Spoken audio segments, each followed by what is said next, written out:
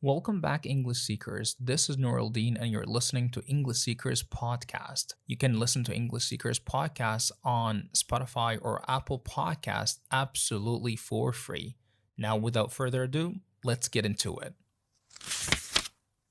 Feeling lost while working on something, feeling that your efforts and hard work are in vain, questioning the progress, your brain wonders, is it worth it? Should I quit now and find something else to learn or do? These thoughts cross our minds more often, along with the most draining one of them, which is that we're not good enough to be able to get the hang of a new skill, job, course, etc. We tend to listen and succumb ourselves to all the negative thoughts that shower us daily, especially if this thing that we want to master is a crucial step in our lives. Speaking of crossing, think of these negative thoughts as pedestrians crossing the main street of your actual thoughts. Therefore, they don't deserve to have a lane on your street of thoughts to ruin the order and become an obstacle that shackles you from moving forward and reaching your goals. As James Clear mentioned in one of his weekly insights, when you drink water from a cup, it becomes part of you. When water falls on you like rain, it evaporates a few minutes later. Similarly, thoughts can be consumed or dismissed. Is this thought nourishing? Is this feeling something you should drink? Or is it more like getting caught in the rain? You always feel the rain, but you don't have to drink the rain. You can let the thought pass, and in a few moments, the sun will return. You don't have to claim everything you feel.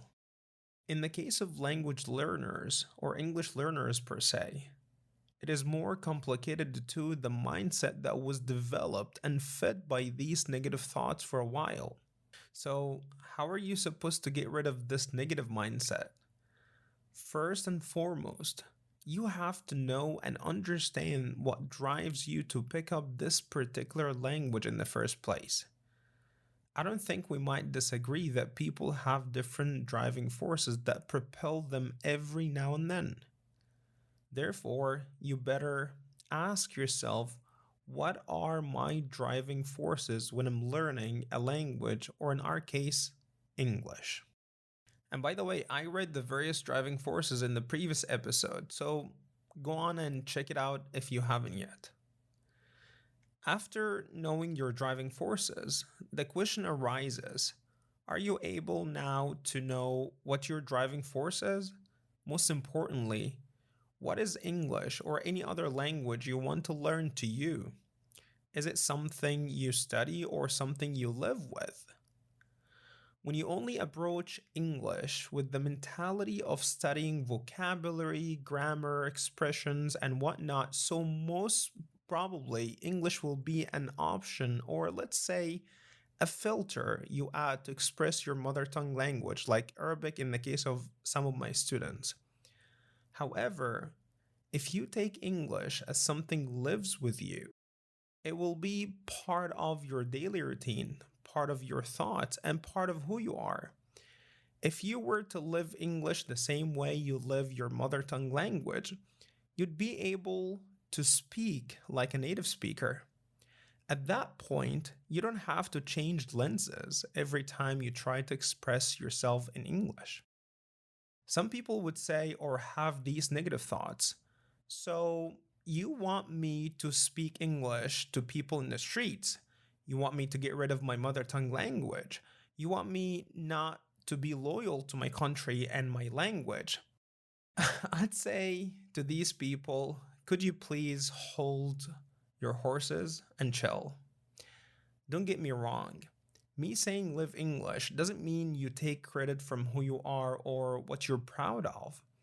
I'm talking about investing in your second language the right way till you reach the level you speak English automatically and confidently, and then it's up to you if you want to keep it part of your routine or not. But just remember that if you don't use it, you lose it, right? And of course, do not speak English to whomever, as I don't want you to get smacked in the face due to showing off or something of that nature. If the person you talk to, you know for sure that they don't understand English, so you better talk in the language they understand. Speak in places, for example, where speaking English is the norm and everybody does or has the option to switch between languages if they wish. Besides, English can be a means of defending the traditions, the principles, and the values that you're proud of. Think of it this way: it's like switching languages on a keyboard. It's still the same keyboard, right? But a different language. Make sense? Surround yourself with the language you want to improve as much as possible. That's my point. We're talking about practicality here, with zero disrespect to your mother tongue language and so on and so forth. As James Clear said, work is endless, exercise is endless, parenting is endless. Same with marriage, writing, investing, creating, and more. You get to choose the parts of your life, but many of the important things in life cannot be finished. Do not approach an endless game with a finite mindset. The objective is not to be done, but to settle into a daily lifestyle you can sustain and that allows you to make daily progress on the areas that matter. Embrace the fact that life is continual and look for ways to enjoy the daily practice. Thank you so much, guys, for listening. That was really appreciated. I hope that you liked this episode. Feel free to share this with your friends. See you next time.